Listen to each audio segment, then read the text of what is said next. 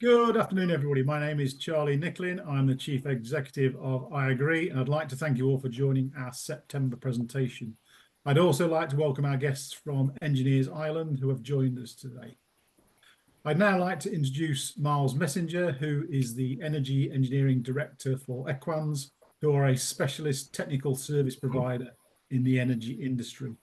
Miles is going to take us through a renewable energy project in Cambridgeshire involving a 30 megawatt solar farm and a district heating project and how it's interfaced with the surrounding area. As usual with our lectures, everyone will be muted, and if you'd like to ask questions, please pop them in the chat at the bottom of the screen, and then at the end of the presentation, we'll unmute you so you can ask in person. Okay, I'll now hand over to Miles. Great. So yes, as Charlie mentioned, we'll be discussing an interesting renewable energy project that my company has been working on. Oh, hang on. First problem. There we are. Just to introduce myself, so I'm Miles Messenger, Engineering Director of a company called Equans. My focus of my team is to design and deliver renewable and energy efficiency projects of all scales, shapes and sizes, but particularly focused on the larger projects. And I'll be talking to you about an integrated renewable energy system project that we deliver to serve a rural community. So this comprises two key project elements. There's a third spin-off that we'll spend some time on later on in this lecture. But just to introduce these in quick form, there's the North Angle Solar Farm project, which is a 40 megawatt solar farm near the village of Soham, which is about 12-15 miles out of Cambridge City. And this was delivered on behalf of Cambridgeshire County Council as a means of generating a long-term income stream, whilst also hitting on their decarbonisation agenda. The second project was the Swaffham Prior Heat Network. This is a first-of-a-kind rural heat network serving the village of Swaffham Prior, which is about 8 miles east of Cambridge. And this is a 100% renewable heat network to replace the stored fuel boilers in about 300 existing dwellings. And this was also delivered on behalf of Cambridgeshire as a means of showcasing how we can rapidly decarbonise a rural village community. Key themes for discussion for today. What are the rationales for combining renewable energy technologies? Some of the key challenges and lessons that we've learned thus far in delivering these projects, and why the systems design philosophy and selective use of land might help to decarbonise other rural communities. But we'll start at the beginning. And this actually dates back around 10 years now. So we were first appointed by Cambridgeshire County Council back in 2014. This was to be a delivery partner to help them in their transition to net zero. We were then reappointed in 2017 following a competitive procurement exercise to continue on that journey that they had started. The scope of both procurements really was to deliver energy efficiency and renewable energy projects to the public estate, focusing on schools, corporate, and their rural estate. The first major project that we delivered for them was the Triangle Solar Farm. This was kind of a test case for them. This was a 12 megawatt solar farm shown on the right-hand side here, and it proved to be a highly successful demonstrator. The net benefit to the council is in the region, well, I won't be specific, but hundreds of thousands of pounds a year of net revenue, which goes direct into the public purse, effectively. Just as a point, because there will be other potentially outward-facing information showing this, Equans was formerly Bouygues Energies and Services. We were rebranded recently following a merger with another business. Let's go into Swaffham Prior first and do a bit more of a deep dive into what this project is. So what's Swaffham Prior? Well, it's a quintessential British village east of Cambridge, as I mentioned, around 8 miles outside of Cambridge. It's a conservation area, as many rural villages are. Around 300 dwellings, a pub and a school, very typical. 40 plus listed buildings, and around 45 affordable homes, when we say quote unquote affordable. And as I mentioned before, they are not connected to the natural gas network, and hence are reliant upon stored fuel as their primary heat source. Demographics and building age, I won't spend too much time on here, but as is typical for rural communities, a large proportion of older buildings, historic buildings, and I'd say demographics wise, probably more older community as well. For us, obviously, that creates the building age creates challenges in terms of retrofit of conventional heat pump technologies and solar because of the conservation and listed buildings. So decarbonising this sort of estate is more challenging and testing than perhaps a more modern town. So how this project itself came about. So this started off with Swaffham Prior Community Land Trust. The stakeholders of the Land Trust had a core desire to find a means by which they can help to decarbonise the village. And they got us some initial funding for some investigations as to how to do so. And the outcomes of that investigation, which was done prior to our involvement, suggested that a low carbon heat network might be a potential means of doing so. Cambridgeshire County Council were then contacted by the Community Land Trust as to be a vital participant in applying for future grant funding as the local authority partner. Of course, this aligned with their strategic policy direction to deliver decarbonisation targets. And it also aligned with their desire to make strategic investments in renewable energy off the back of some of the work that we were already doing. Of course, they had a partnership with us as well as an industrial partner, so had a method by which they could take forward the project from sort of an initial feasibility stage into design and eventually into construction. So we were landed with the initial brief to establish a techno-economic feasibility for the low carbon heat network, effectively taking forward that very first initial feasibility study and taking it further into a more robust solution, both in terms of the technicals, but also in terms of the numbers, the economics and investment criteria. We had an evolving brief. It started off as a low carbon heat network. During the middle of the design and engineering development process, that then strengthened to 100% renewable on the basis that, of course, the climate agenda is continuing to build, and the commitments that we're all making are strengthening in light of that. And we wanted to be in a position where we could say that by 2030, this project would be entirely 100% renewable.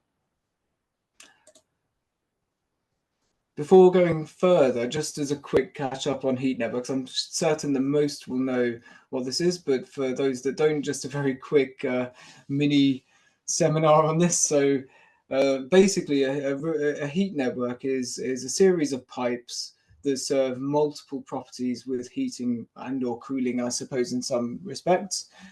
Typically a central heat source, an energy center that effectively is the place where it's all generated and then distributed through those pipes to serve the properties.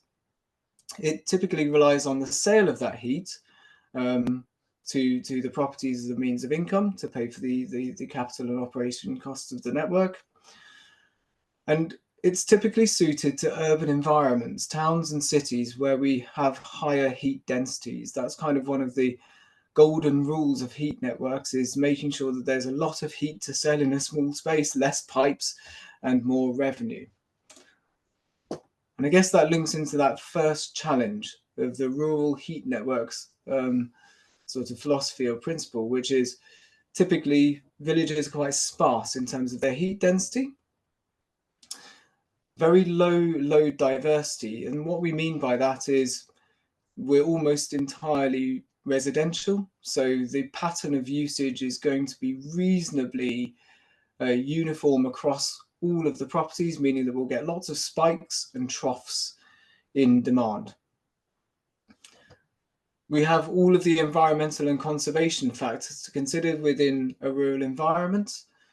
And again, going back to it, achieving 100% renewable, we have the diminishing returns effect. Getting to say 70 or 80% might be feasible, but getting that last few percentage points makes it very tough indeed. But we have opportunities with a rural heat network that you might not see in a town or city, which is we have some land, we have space around us. We have the comparatively high carbon content and cost of the primary fuel sources is the counterfactual, the do nothing. It's LPG and oil effectively, and in some case storage heaters and even coal. So what we're attacking as being the thing that we're replacing is comparatively high cost and carbon. And I use this in sort of a figurative way with the community spirit, that if we can get the community behind us, they can really help to support this project as it evolves. So going into the actual design itself, what is the Swaff and Pryor heat network? Start with the sort of front-end objectives for the project.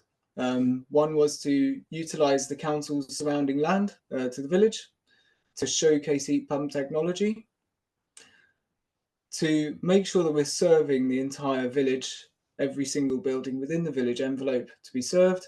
It needs to be resilient and robust.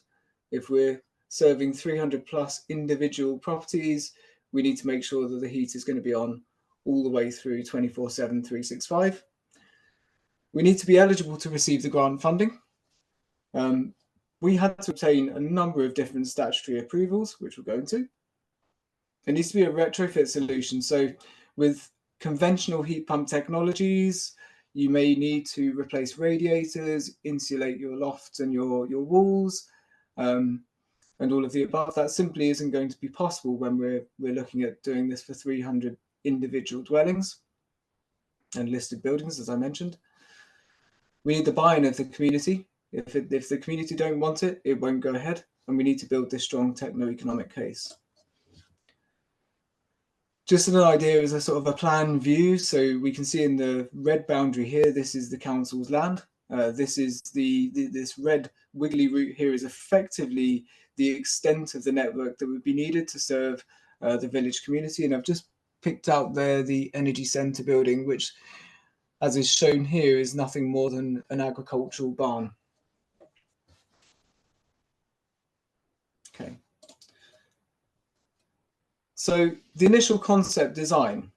So we started off with taking forward the preceding initial feasibility, which had concluded that a ground source heat pump would be the best source. This is a closed loop ground source, which effectively is fluids circulating through a series of pipes that go deep into the ground and then back up again, and then through a heat pump to extract the heat that is gathered from the ground, with a fossil fuel, in this case an LPG gas boiler backup. This is when we're in a low carbon heat network, to then serve a small thermal store, which effectively acts as a bit of a buffer to the system, and then into a network of pipes that goes through the village, under the roads and so on, and then pops up into each property through what we call a heat interface, which exchanges the hot water from the network with the heating system. This is the developed design strategy, and this is 6 to 8 months of sort of quite intensive optioneering, design, redesign, and so on and so forth. But to summarize, what we'd found is by using just ground source as being the primary heat source, we're extracting all of that heat constantly throughout the year. And effectively, even though we're going deep 200 meters down into the ground to extract the heat, we're effectively cooling that ground over a very long period of time. And that means that we're having to overcome that by increasing the amount of ground loops that we're delivering to offset that degradation effectively. It's kind of like crop rotation in some respects, that we're having to sort of allow that replenishment time to happen by stopping certain areas from being extracted. What we played around with is the idea of having a secondary heat pump, but instead of being ground, being air.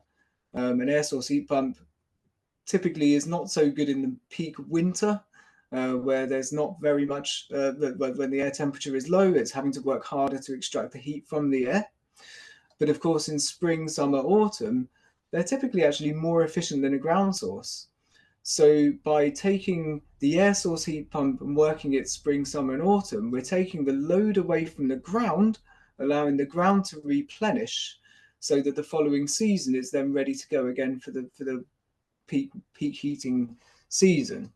So it was through that combination that we realized we get the best efficiency. And in fact, just as a sort of an arbitrary metric, the total ground source solution would have required 256 200-meter boreholes in order to overcome that continual drawdown. By taking an air source heat pump, which would only take about 20-25% of the heat demand, we were able to halve, or more than halve, the number of ground loops required. So we're actually sitting at 106 as the final installation. So that was kind of one revelation, but I think is now becoming commonplace, is using more than one form of heat pump to get the best of both effectively. Rather than having oil or LPG backup, we've simply got a whopping great big immersion. Not something you typically want to use because it's very expensive to operate. But if everything breaks down, we have a backup plan that's a bit of a tank. You can't break it easily. That will always survive. We have a massive amount of thermal storage. And the reason being is we found that if we can increase the thermal storage and made them act like a capacitor, effectively building up all of that heat and then being able to chuck it at the village to meet those peaks, we could actually rationalize the size of the plant that we needed. So we're able to reduce the actual capital and the size of the plant by 20-30% by using these thermal stores. The final design, and I'm probably not going to go too much into the depth of it now because we'll go into it later on in the session, is the introduction of this private electricity network. Effectively, all of these things rely on electricity. Electricity is expensive, and therefore, if we can find the means by which we can reduce the retail electricity that we're bringing in, and for an alternative lower cost source, then that's going to help us immensely in terms of being able to meet the economics requirements of the project. This is just some of the design renders that we came up with as part of the scheme design. So here you can see, so it's probably a little bit small, but this is the energy centre building, which is effectively an agricultural barn to align with the setting, the sort of the aesthetics of the area. These four big blobs here are our thermal stores, and there is our air source heat pump fan bed. And in the next example, we can see the ground loops. I wouldn't say this is absolutely accurate to what we'd ended up installing, but it's a sort of an illustration of how it related to the energy centre itself. Onto the construction phase.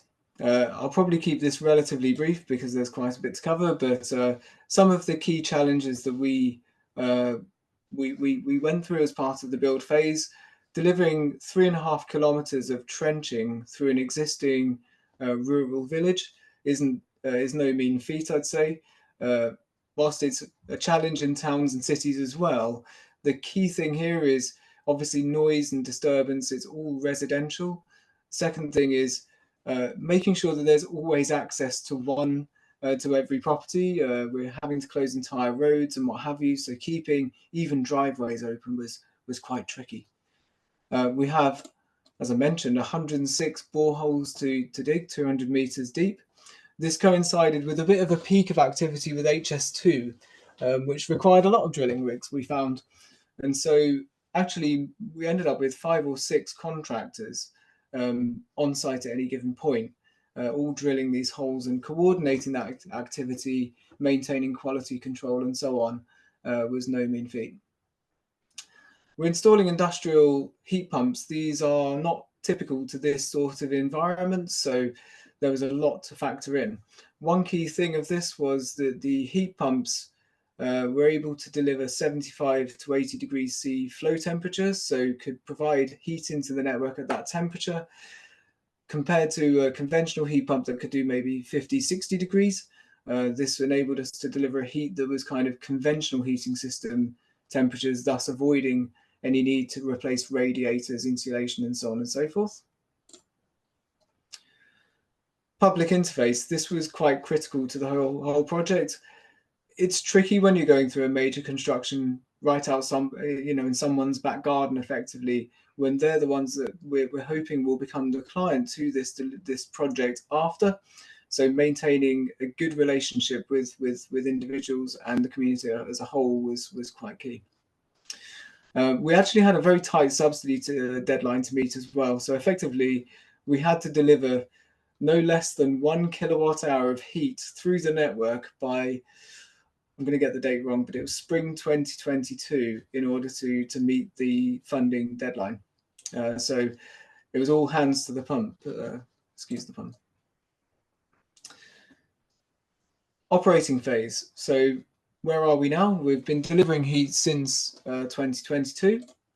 The good news, 100% uptime. So effectively, the network has continually and reliably delivered heat into the network, and we've got generally a high level of customer satisfaction for those that are connected to the network. A key sort of side benefit for me is the upscaling of the local communities, and that's not just subcontractors and suppliers that have been involved, SMEs, local SMEs that have participated in the project, but also the residents as well. They're fascinated, they understand the heat interface units, how they work, the heat network, heat pumps. They've really got behind it and grasped it. And a proof of concept. So there are several other villages across the UK that are now looking to do the same sort of thing, which is really good to see.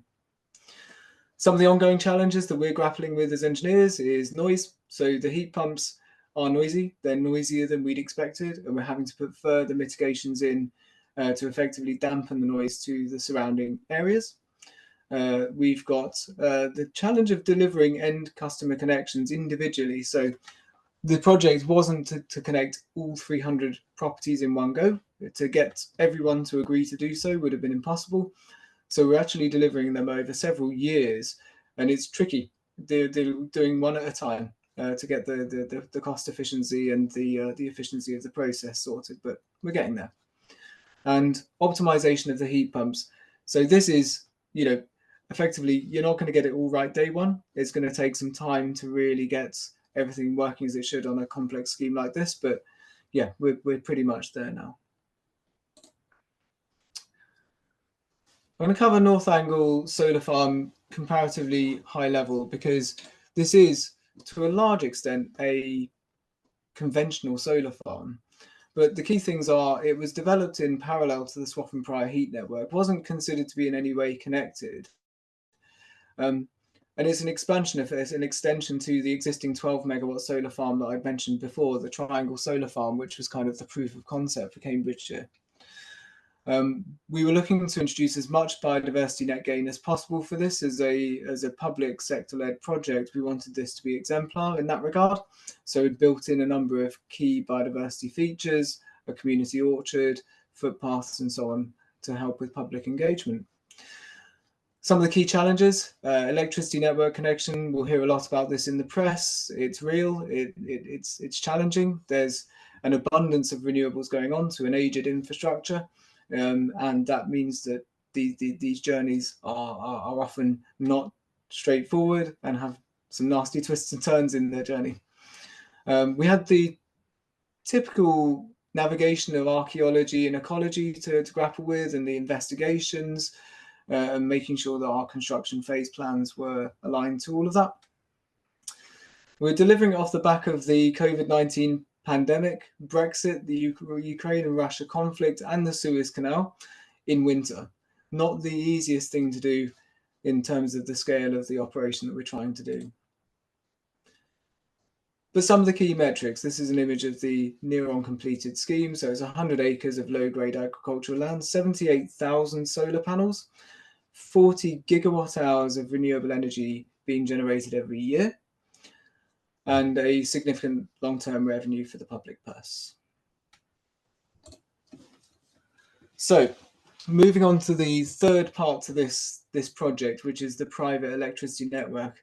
I'd kind of indicated this when I was pointing up here and explaining the need to rationalise energy import costs to the energy centre in order for SWOF and Prior to work, and it really was the silver bullet to that project. But just to go into it in a bit more detail, what we were looking at is the export of wholesale electricity from a solar farm into a network. You'll typically get maybe 7 to 10, 11 pence per kilowatt hour. It fluctuates all the time, but that's a ready reckoner bracket that I would typically suggest. But we're importing for, say, 25, 35 pence per kilowatt hour, that sort of ballpark as retail. And perversely, in this project, we were connecting in the same location, the Burwell local substation, a network substation.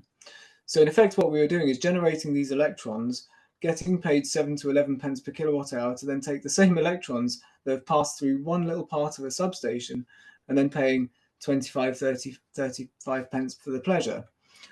And the reason is it's about where you're metering it from. You're metering it from here going onto the network, taking it off, and then so on. So you're paying the full force of the transmission and distribution charges. You're paying government obligation costs and taxes, operating costs, and supplier margins.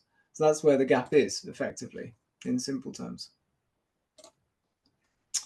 So what we did is we simply looked at changing the location of the meter. What happens if we make this all part of our own network? Theoretically, we'd still be getting our 7 to 11 pence per kilowatt hour for anything that was generated surplus for this 40 megawatt solar farm. But we'd also get the benefit of effectively paying 7 to 11 pence per kilowatt hour for anything that we use ourselves. That's the same thing. So, of course, if we had an import situation where the sun wasn't shining, we would obviously be able to import from the grid for anything that we need using that quite large connection that we've just created. And by reducing that energy cost in them as much as we did, we were able to meet the techno-economic parameters, the investment parameters needed for SWOF and Prior to go ahead as a project. It's also worth mentioning, I mentioned those large thermal stores. It's in total 200 tons, so 200,000 litres of stored water. What that gives us is the ability to generate solar and obviously charge these thermal stores whilst the sun's shining by using those heat pumps to charge them up, ready for them to discharge in the evening and the following morning when you typically have higher heat demands in the domestic property. So that thermal store really did earn its money there. But little did we know how complex the project was going to be. So this is the Burwell local network substation. It's a 33,000 volt substation operated by UK Power Networks. We were to create a new local customer substation on some adjacent land. That was effectively there's two parts to a DNO and a network and customer substation, but it was to be delivered to the network specification. We had the SWOF and Prior transformer station, taking it from 33,000 volts down to 415 volts. And right at the other end, which is approximately 8 kilometers to the northeast, we have the North Angle Solar Farm, which is shown here, substation as well. And between them, we're connecting all the dots with a power and comms cable, which is I think it's circa 8.5 kilometers. And along that route, we've got 12 ditches, 2 rivers, 5 road crossings, 8 landowners, as well as, in addition to Cambridgeshire, some ancient monuments, archaeological sites, and ecological sites to navigate. So there was a lot of round, over, under, through discussions that we had to go through to get to the correct network route.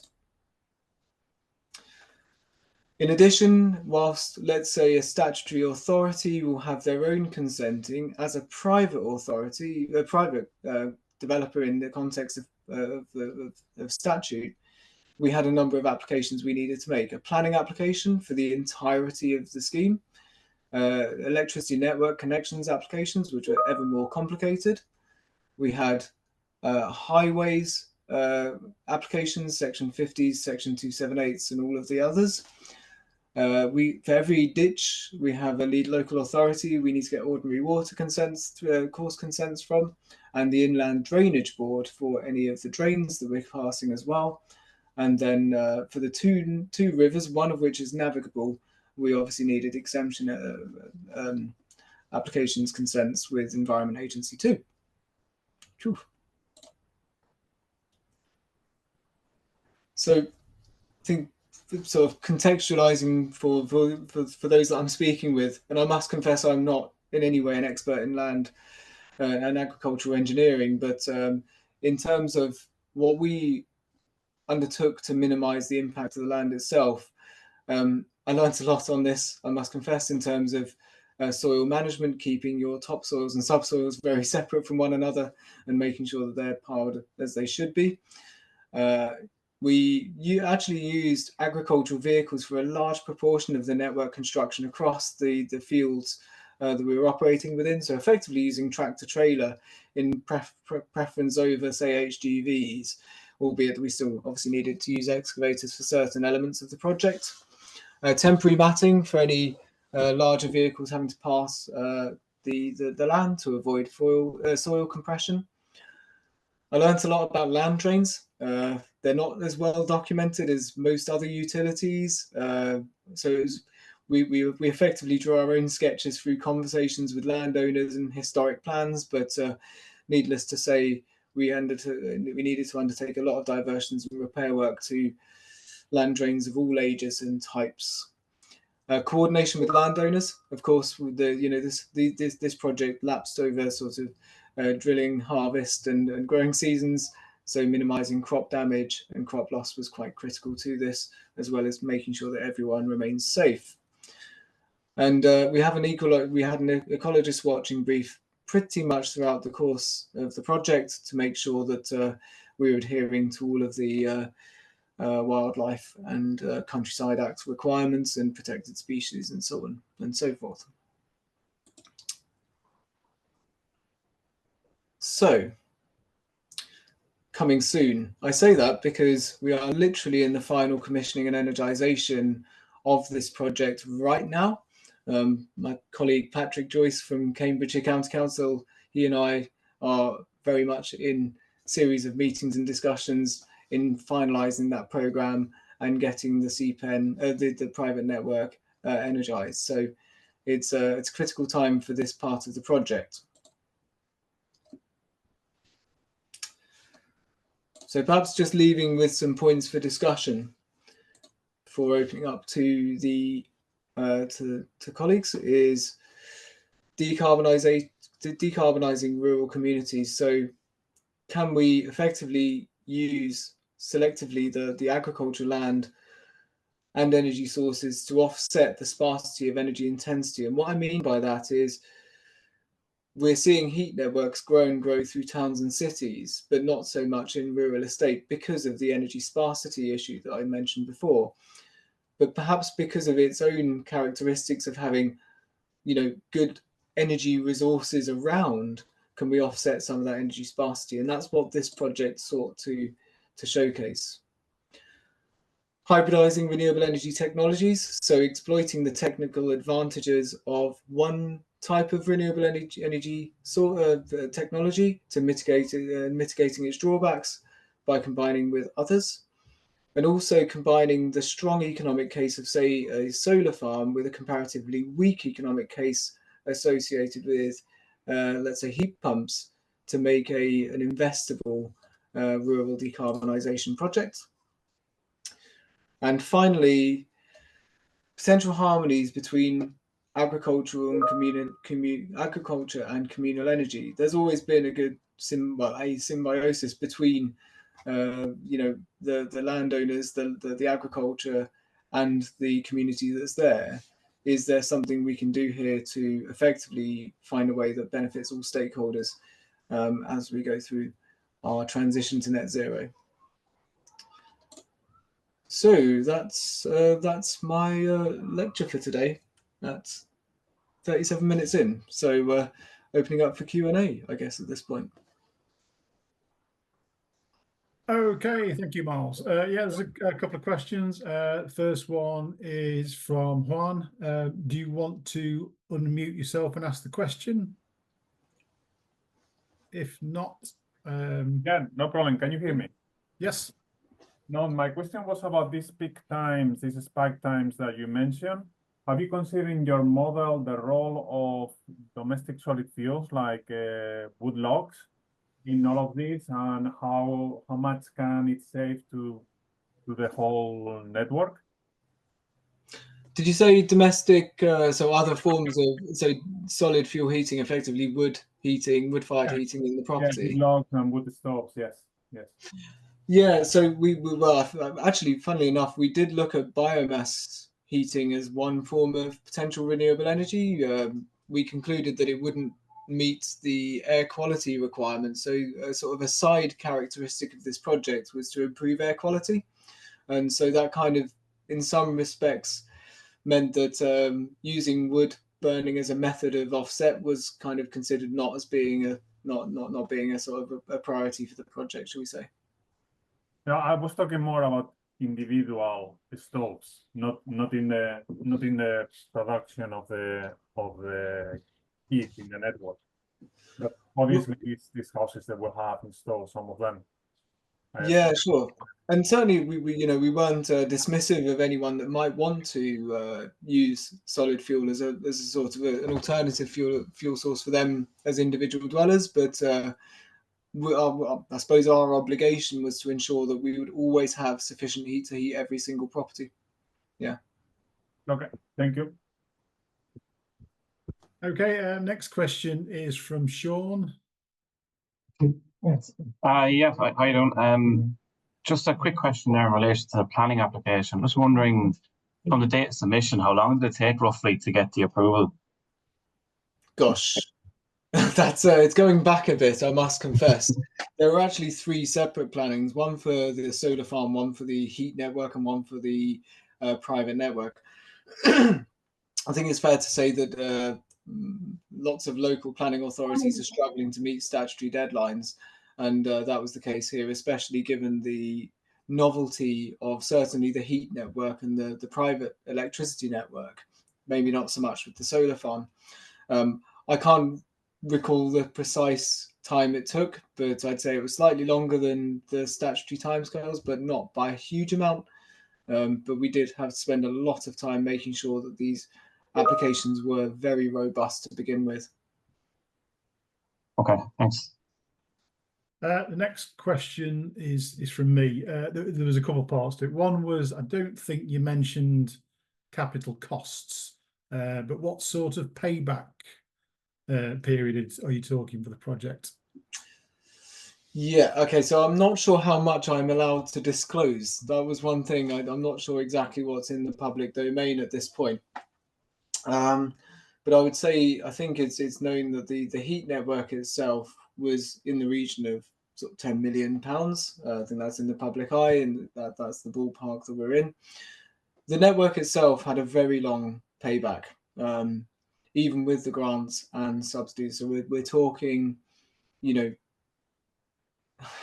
20 years plus, I would say.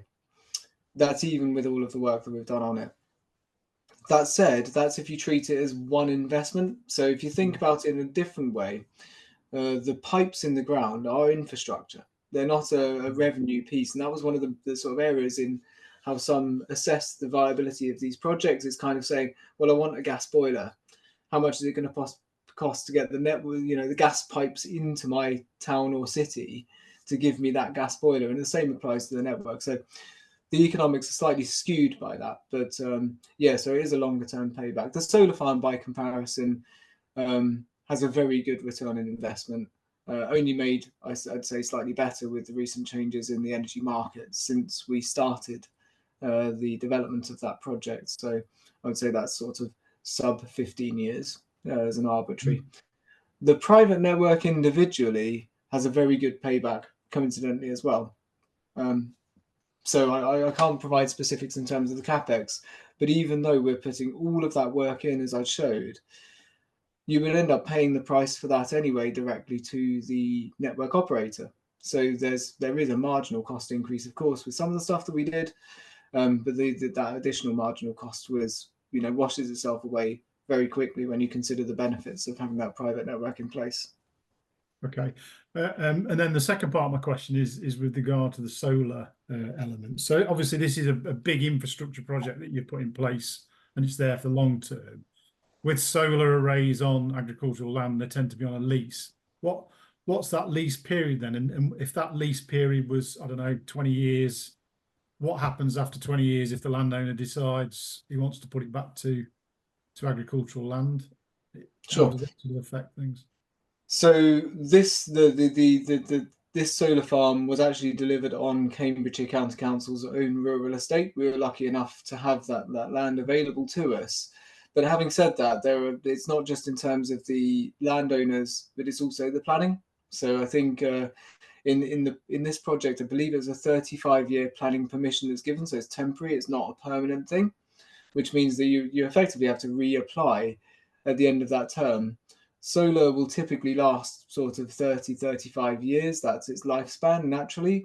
So you'd need to look at sort of quite substantial investments to then repower it at the end of that term. So I suppose the options are renegotiating with the landowners, resubmitting planning applications, undertaking another investment to effectively renew the solar farm in 2040, whatever it would end up being, or effectively just dismantling and recycling. Effectively. Yeah. Okay. Thank you. So next question is from Tim Chayman. Are you still on, Tim? I noticed you said you needed to drop off. Yeah. Sorry, Charlie, just didn't find the unmute. Yeah, Miles, this might not be exactly in your court, but how does the national grid cope with the dynamic changes in solar supply from a farm of this size, which might go from 100% output 1 minute to only 10% the next when the sun's gone in? Having just invested in solar myself, I'm very conscious of the enormous variation in output. And how on earth does a grid cope with a change of that scale? It's a really good point. And yes, I'd say something that we work around, but we're not intrinsically involved in. But this is why I think I mentioned the network connections arrangements can be quite complicated. Right. So yes, there are. How do they manage? Well, there's what we call short-term operating reserve plants, so gas generators, battery storage, which is obviously becoming far more popular now and a reliable sort of backup form for intermittency. But it's having a blend of different renewable sources as well. So having wind, hydro, and solar really helps to diversify the availability. But World Cup finals, you'll find that there's a big load spike at halftime, and that's not going to necessarily coincide with a nice bit of sunny, windy weather. So there's more in terms of managing supply and demand. One of the sort of interesting points of this project is at the network level, so not national grid, but the distribution network level, which will be your UK power networks, your Scottish and Southern, and so on and so forth. Is they can actually control the output of our solar farm, so they can curtail it. They can't tell it to generate more, but they can tell it to generate less when there's too much supply on the network. Okay. Thanks very much, Miles. A fascinating presentation. Great. Thanks. Okay, Juan, another question on the pricing. Yeah, thank you. Yeah, another question. What's the price in P per kilowatt hour that the residents are paying? And then another further question about how do you measure the energy that goes to the property? Do you have some type of special measurement equipment at each property? Thank you. Thank you very much for your presentation. Thank you. No, thanks. My pleasure. So I'll answer in reverse order. So yes, you're quite right. There is effectively what we call a heat meter at every property. It's just like a gas and electricity meter in terms of what it does. How it works is slightly different, of course, but yeah, effectively it's measuring the volume of heat that's consumed at each property, and that is what we use for billing. as you would expect. That's as accurate as needed to be. There is a standard specification or instrument directive that we need to follow for that to make sure that it's suitably accurate for fiscal purposes. In terms of the energy price, this is probably something that I would say is for Cambridgeshire rather than Equans to publicise. So I'm going to decline to publicise the specific tariff rate, but I would say that the principle is that they pay no more than they would pay through an alternative method, i.e. LPG or fuel oil or what have you. So that was what we were pegging it against. No capital investment by the resident and no additional cost associated with energy going forward. So that was breaking the mold compared to spending £15,000-20,000 on insulating your house, putting your heat pump in, and then paying more in electricity, for example. So it's a win-win. Okay, next question is from Chris Fox. Thanks, Charlie. Miles, just on the boreholes, the heat source boreholes, how are they connected at or below the ground? Is there kind of arrays similar to you have in solar and wind farms? And what does it look like? Is the ground reinstated completely above them apart from certain connection points? Yeah, good question, Chris. Yeah, so effectively, yeah, if you imagine like a pincushion of 200-meter deep boreholes, effectively right at the top, they're like a U-bend, a 200-meter U-bend, if you like, with a flow and return at the top of each. They connect into a header pipe that then goes back to a manifold, which is like an underfloor heating manifold, if you like. So effectively, it's linking into all of those borehole rows and controls the flow to each of the borehole runs to make sure it's all balanced. Then there is a pump right back at the main header through to the energy center that then circulates the fluid all the way through the headers, well, through to the manifolds, through the headers, through to each individual row of boreholes, through the boreholes themselves, and then back through and into the energy center again. Does that make sense? It does, yeah. And in terms of reinstatement, yeah, absolutely. So effectively, these boreholes are now, they're about 300 mil below surface, so not quite good enough for, say, ploughing activities or anything like that. But in terms of the actual ground itself, yeah, you wouldn't know that they're there. And it's we're actually using it for grazing now. Thank you. No problems. Okay, I think that moves on to Tom's question really as well, as the which is interesting. You want to ask his question, Tom? Thanks. Yeah, no, it's just the land that has the solar panels and boreholes able to be utilised for anything else. You obviously already asked about answered the boreholes side, so I guess yeah, just the solar panel side. Are there any uses alongside that? Yeah, so I'd say we're sheep ready at the solar farm. The council has yet to go forward with that, but we do have some planning challenges with that. So the idea was that between those rows of solar panels, we'd created these sort of biodiversity strips, used species-rich grasslands and stuff like that to improve invertebrates and insects and such. So it was being used as a biodiversity vehicle and to improve the soil characteristics. And this is where, as a non-agricultural engineer, I'm not going to say that I know anything about, but effectively returning the good minerals and what have you into the ground.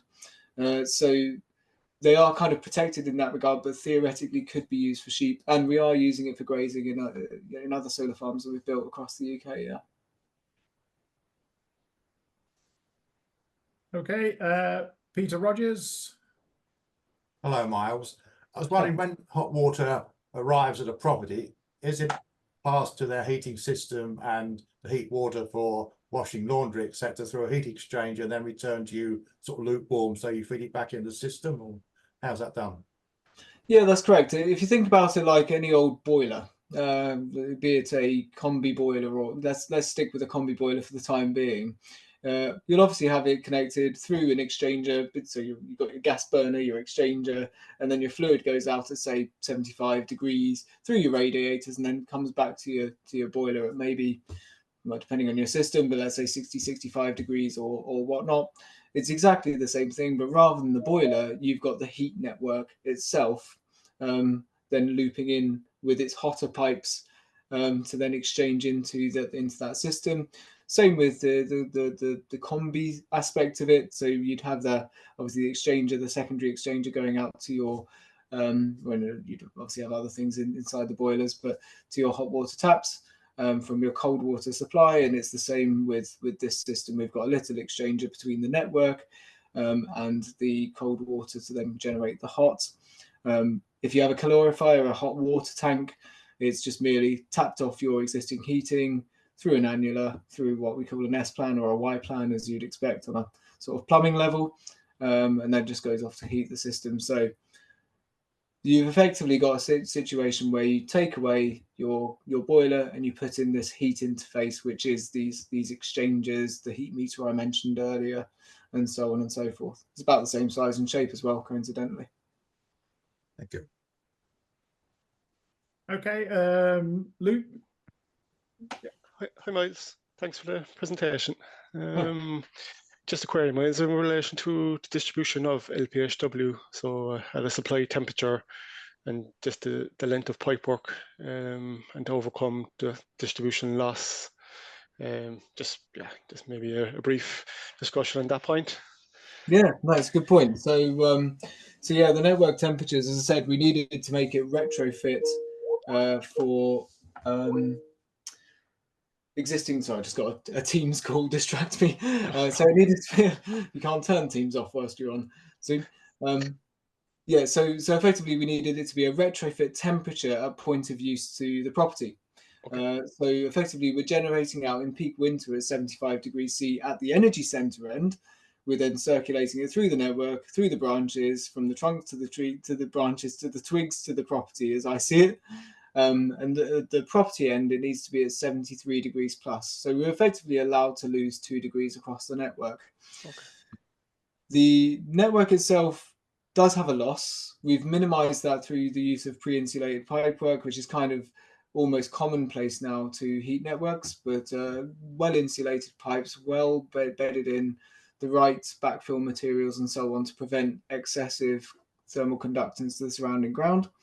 But even still, with all of the above, we'd expect to see maybe, I won't be too accurate, but between 10 and 15% loss just through the network each year. Perfect. Thanks, Miles. No problems. Cheers, Lee. Okay, I think we've got time for probably one more question. So William, if you want to ask yours. Okay, thank you. Having a solar thermal system at home, I'm very aware how much heat it can generate. Had you considered that as an extra part of your hybrid system? Definitely. Thank you, William. Yeah, so we didn't include solar thermal in this project primarily because of the grant subsidy constraints associated with combined systems. I won't get into the technicals with it, but effectively the way that we wanted to use solar thermal couldn't be used in this scheme. So if you think about it, William, the one challenge you do have with solar thermal is it doesn't do an awful lot during the winter, of course, and it only does so good for your domestic hot water. It can get very hot in the summer though, but it's reliant on having that cold water coming in, then heating it up to a hot temperature to then deliver to your hot taps. Whereas in heating, because it's kind of circulating at a nice hot temperature as well already, getting enough heat from your thermal system into your heating is quite difficult.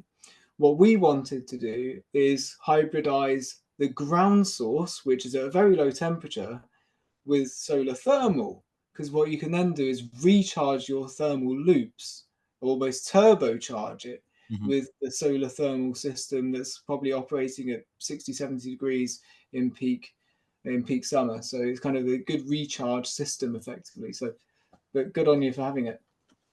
Thank you. Okay, I'll start and draw things to a close now. So thank you, Miles, for an excellent presentation, really interesting. Thanks for taking the time out to do that. It is very much appreciated. And also thanks to the audience. So some fantastic questions there, which is, made the presentation even more interesting. So I hope you'll join us for our next lecture on the 8th of October. Unfortunately, I can't tell you what it is because the speaker pulled out last minute, so we'll be announcing a replacement in due course. So all that's left to say is thanks again, and we'll see you next time. Bye-bye.